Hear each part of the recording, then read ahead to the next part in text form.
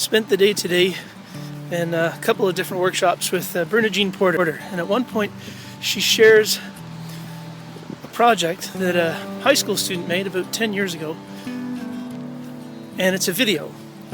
And in the video it starts with focusing in on a book that has Hiroshima in the title, and the boy muses in the video about dropping the bomb on Hiroshima and the war from the perspective largely of the Japanese.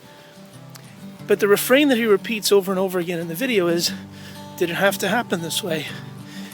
And really it's a musing about, wouldn't it be better if we continued to talk to each other for hours, days, weeks, months, years if need be, rather than drop bombs on each other?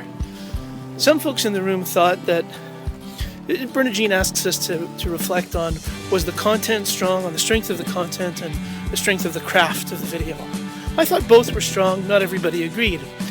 In particular, some folks disagreed that the content was strong because too many key features had been left out in the history of that event.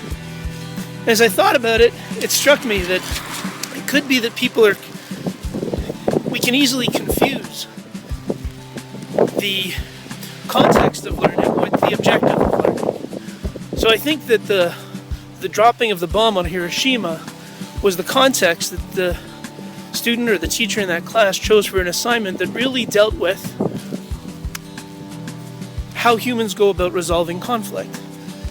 Is fighting with each other the way to go about that? Did that have to happen? Or could we have gone about it a different way?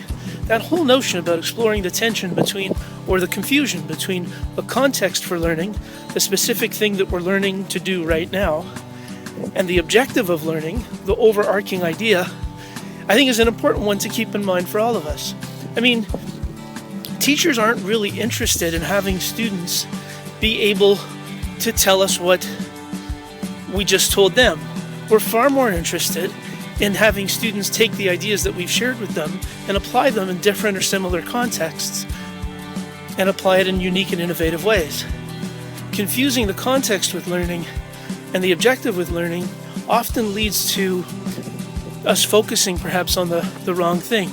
Can you think of any examples you've come up against, or you've seen, or maybe even your own practice, where the context and the objective of learning have been confused with one another, or in cases where they haven't?